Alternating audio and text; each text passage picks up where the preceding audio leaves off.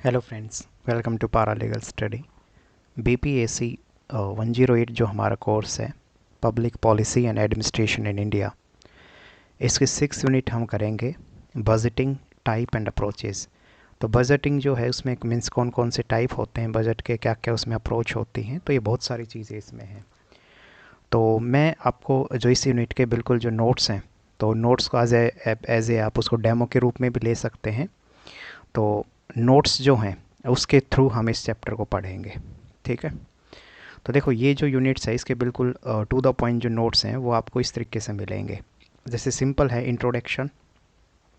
क्या है कि जो यूनियन बजट का जो कॉन्सेप्ट है वो एनुअल फाइनेंशियल स्टेटमेंट के रूप में उसको जाना जाता है।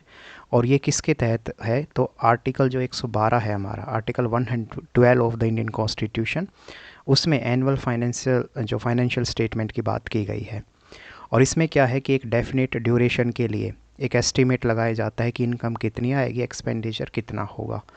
तो ये एक इम्पोर्टेंट डेफिनेशंस के रूप में आपको इसको इंट्रो के रूप में ध्यान रखना है कि union budget is also known as the annual financial statement according to article 112 of the Indian constitution, जो कि एक एस्टीमेट है, is an estimate of income and expenditure for a definite duration. अब आगे चलते हैं कि why the government work out a budget every year. जो सरकार है वो बजट क्यों लाती है, क्यों वो मीन्स जारी करती है। सबसे पहला तो है कि दो इम्पोर्टेंट फंक्शन के लिए। पहला कि गवर्नमेंट को एक एस्टिमेट लगाना होता है कि भाई हम एक्सपेंडिचर हमारा कितना होने वाला है अदर अलग अलग सेक्टर में, जैसे industry, manufacturing, education, health, transport. तो उसको एस्टिमेट सरकार लगाती है, तो इसलिए भी वो बजट के थ्रू ही फिर पॉसिबल हो पाएगा। दूसरा, जब सरकार ने लगाया कि इतना खर्चा है, तो फिर सरकार ये भी तो देखेगी ना कि जो सोर्स है, पैसा जो है वो कहाँ से आएगा इस एक्सपेंडिचर को पूरा करने के लिए, कहाँ कहाँ से हम रेवेन्यू को जनरेट कर सकते हैं। क्या टैक्स इम्पोज, नया टैक्स लगाना पड़ेगा, या टैक्स को इंक्रीज़ करना पड़ेगा, डिक्रीज़ करना पड़ेगा, या फिर कुछ जो सब्सिडीज़ हैं उसको रिमूव करना पड़ेगा। इस तरीके से सरकार जो है वो चीज़ें देखती है, तभी वो जो पहला जो गोल था, ये एक्सपेक्टेड एक्सपेंडिचर, उसको सरकार फुलफ़िल कर पाएगी। तो ये चीज़ें किसके थ्रू हो सकती हैं, ये सिर्फ़ और सिर्फ बजट के थ्रू ही पॉसिबल हो सकती हैं। तो देखो, ये मैं हमेशा बोलता हूँ अपने जो स्टूडेंट्स को कि जैसे नोट्स लेते हैं, जब आप इसमें देखोगे ये जो इग्नू का मटेरियल, तो यहाँ पे आपको थोड़ी काफ़ी कॉम्प्लिकेटेड चीज़ें मिलेंगी, देखो, जो कि ऐसे नहीं होता है। तो नोट्स जो है इसीलिए वो हेल्पफुल होते हैं, क्योंकि उसमें आपको बिल्कुल सिस्टमेटिक तरीके से चीज़ें मिलेंगी। तो इंट्रो में अगर वो बजटिंग से रिलेटेड आता है, तो आप इस तरीके से जब अपना इंट्रो लिखेंगे, तो आप एक बार खुद सोच के देखें, आप एग्ज़ामिनर हैं और आपका जो आंसर जब शीट है उसमें ऐसे सिस्टमेटिक चीज़ें दिखाई देंगी, तो टीचर जो है वो ऑफकोर्स खुश होगा। और टीचर जब स्टार्टिंग में ही उसको लगेगा टीचर को कि हाँ बहुत अच्छे से इन्होंने चीज़ों को मेंशन किया है, तो नंबर के चांस आपके बढ़ जाते हैं। तो ये हो गया फ्रेंड्स इंट्रो। अब आगे चलते हैं, डिफरेंट टाइप ऑफ बजटिंग जो है वो क्या है। तो ये जो वेल्स वेस की जो हैं, उन्होंने क्या बोला है, उन्होंने कहा है कि whatever else they may be budgeting are manifestly political document. तो इन्होंने कहा है कि जो अब आपने देखा होगा मैनिफेस्टो जो सरकारें जो जारी करती हैं, तो एक पॉलिटिकल डॉक्यूमेंट को संदर्भ में इसको इन्होंने बोला है कि जो पॉलिटिकल जो डॉक्यूमेंट्स है, तो बजट एक तरीके का वही होता है, उसी के तहत सरकारें फिर बाद में या इस तरीके से सरकारें बजट में चीज़ें लेके आती हैं जिससे उनको आने वाले इलेक्शंस में फ़ायदा भी हो। तो ये एक सिंपल आपने थिंकर के नाम के रूप में लिख दिया। अब चलते हैं कि two type of main public budget में मैं बात करूं, जैसे ऑपरेट बजट, कैपिटल बजट। ये क्या होता है, जो ऑपरेटिंग बजट होता है ये शॉर्ट टर्म के लिए, तो ईयर टू ईयर बेसिस। जैसे आपने देखा होगा, हमने जो अपने यहाँ पे बात की कि एनुअल फाइनेंशियल जो स्टेटमेंट है सरकार बजट की फॉर्म में जो जारी करती है हर साल, तो वो ऑपरेटिंग बजट हुआ। तो ऑपरेटिंग बजट का मतलब है शॉर्ट टर्म और ईयर टू ईयर बेसिस वाला। दूसरा जो बजट होता है वो होता है कैपिटल बजट। ये क्या होता है, लॉन्ग टर्म के लिए, जैसे कोई ब्रिज, कोई बड़े बड़े प्रोजेक्ट्स के लिए जो पैसे लगते हैं या जो प्लान किया जाता है, वो कैपिटल बजट होता है। तो ये पहले सिंपल हमने देखा कि two type of public budgets जो है उसमें operating budget and capital budget. अब ये तो हुई एक चीज़। अब हम प्रॉपर इसकी जो टाइप देखें अगर, कि जैसे इसमें बहुत सारे टाइप होती हैं, लाइन आइटम बजट क्या होता है, परफॉर्मेंस बजट क्या होता है, ऐसे। तो उसमें देखो, सबसे पहले अगर मैं बात करूं लाइन आइटम बजट, ये क्या होता है। लाइन आइटम जो बजटिंग है ना, ये ट्रेडिशनल फॉर्म ऑफ बजट है, मीन्स काफ़ी पहले से इसका यूज़ होता आ रहा है और ये डेवलप हुआ था 20th सेंचुरी में। इसमें क्या है, the line item budget covers input only, means that each line on a paper sheet has an item and object. जैसे example wooden chair on the left side followed by the cost on the right side. Simple language में बात करूँ मैं, line of budget जो है बहुत पुराना है, 20th सेंचुरी से इसको डेवलप किया गया था लाइन आइटम बजटिंग को। इसमें क्या होता है, दो चीज़ें होती हैं। एक में होता है इनपुट ओनली, जैसे मान लो ये मेरा एक पेज है, तो लेफ़्ट साइड में मैं लिखूँगा आइटम, जैसे चेयर, बुक्स, ऐसे खर्चे अपने लिखूँगा कहाँ कहाँ। तो मैंने कहा जैसे कि बुक्स के ऊपर, फूड के ऊपर, रूम रेंट ले लो, ऐसे। और दूसरी साइड में उसके पैसे लिखूँगा कि कहाँ कहाँ कितना कितना खर्च हुआ। तो ये जो है ये लाइन आइटम बजट होता है। इसमें जो जर्नली इसकी जो डिसएडवांटेज है, इसकी क्या डिसएडवांटेज है कि ये परफॉर्मेंस के आधारित पे नहीं होता। सिंपल इसमें जो क्लरिकल वर्क होता है ना, जैसे आप किसी बंदे को ऐसा क्लरिकल काम दो कि भाई आप सिर्फ आइटम चढ़ाओ, साइड में उसके प्राइस लिख देना, तो ये उस तरीके का काम है। इसमें प्रॉपर रिसर्च नहीं होता और बेहतर परफॉर्मेंस हमें दिखाई नहीं देती। ठीक है, तो ये लाइन आइटम बजट जो है ये बहुत ज़्यादा यूज़फुल नहीं है, बट टाइप है तो हमें पता होना चाहिए। नेक्स्ट है friends performance budgeting. Performance budget को आप प्रोग्राम बजटिंग भी बोलते हैं। ये क्या होता है, परफॉर्मेंस बजटिंग का मतलब होता है that technique of presenting government operations in the terms of functions, programme, activity and project. इसके सिंपल भाषा में मैं बात करूं कि जो ये परफॉर्मेंस बजटिंग है, नाम से ही समझ आ रहा है कि फंक्शंस, प्रोग्राम्स, एक्टिविटीज़, प्रोजेक्ट। तो इसमें हम जब पैसे लगाते हैं, जब इन्वेस्ट करेंगे, बजट जब अपना बनाएंगे, तो उससे क्या क्या तरीके की परफॉर्मेंस देखी जाएगी। परफॉर्मेंस आधारित जो बजट होते हैं उसको ही हम बोलते हैं परफॉर्मिंग बजट।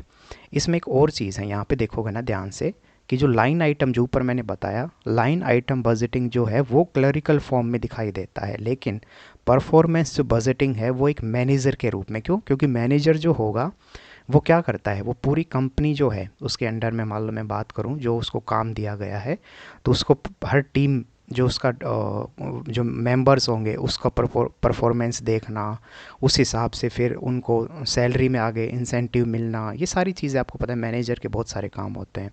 तो सेम है परफॉर्मिंग जो बजट है, इसमें परफॉर्मेंस के आधार पे आप ये बजटिंग जो है वो जारी करते हो। तो लाइन आइटम बजट मैंने बताया, परफॉर्मेंस बजटिंग। नेक्स्ट है प्लानिंग प्रोग्रामिंग बजटिंग। ये क्या है भाई? तो प्लानिंग प्रोग्रामिंग जो बजट है, it is a system of resources allocation design to improve government efficiency. Government की एफिशिएंसी को बढ़ावा देने के लिए हम क्या करते हैं, प्रॉपर प्लानिंग करते हैं। तो उसमें कॉस्ट एंड बेनिफिट को एनालिसिस करेंगे, हम ये भी देखेंगे कि उसको जो गोल हम बना रहे हैं उसमें कितना खर्चा आएगा, कितना उससे बेनिफिट होगा, कितना बेनिफिट नहीं होगा। तो प्रॉपर प्लानिंग के तहत फिर इस बजट को तैयार किया जाता है। तो इसी को बोलते हैं प्लानिंग प्रोग्रामिंग बजट। ये सबसे पहले मैं बात करूं कि यूएसए में काफ़ी फेमस है, और कैनेडी जो एडमिनिस्ट्रेशन है 1960s में, उन्होंने अपनी डिफेंस एरिया को बढ़ावा देने के लिए और अदर कुछ एडमिनिस्ट्रेटिव परफॉर्मेंस को इंक्रीज़ करने के लिए प्लानिंग प्रोग्राम बजटिंग जो है इसको स्टार्ट किया। नेक्स्ट जो है जीरो बेस्ड बजटिंग क्या है? देखो जीरो बेस्ड जो बजटिंग है, इसका मतलब है कि जीरो से शुरू करना। साफ समझ आ रहा है कि जीरो बेस्ड बजटिंग, जिसको GBB शॉर्ट फॉर्म में बोल सकते हो, is preparing the budget from the scratch with A zero base. इसमें क्या है कि आपको अभी कुछ नहीं पता, ना आपने कोई उससे रिलेटेड मान लो पहले पॉलिसीज़ बनाई है, ना आपके पास कोई एग्जिस्टिंग लॉ है, तो बिल्कुल फ्रेश जीरो लेवल से आप शुरू करना। ठीक है, उसको बोलते हैं हम जीरो बेस बजटिंग। इसमें क्या होता है, पहले आप टास्क को आइडेंटिफाई करेंगे, फिर उस टाइप्स को आप देखेंगे उसमें कौन कौन से तरीके साधन से हम उस टास्क को फिलफिल कर सकते हैं, उसके सॉल्यूशंस क्या हैं, अल्टरनेटिव्स क्या हैं, और फिर हम अपना जो बजट है वो तैयार करेंगे। तो बिल्कुल जीरो लेवल से इसमें शुरू करना होता है। जैसे एक एग्जांपल के लिए कि जैसे कि मैन्युफैक्चरिंग है मान लो, तो वहाँ पे आपने स्पेंड किया $10 million last year. So in the current year it can either increase और डिक्रीज, तो या तो आप उसमें बढ़ाओ या उसमें कुछ घटाओ। ये एक सिंपल मैंने एक स्टेटमेंट पढ़ी है अभी, लेकिन आगे देखो। JBB involves calculating all the expenses of the department and justifying each of them. This reflect the actual requirement.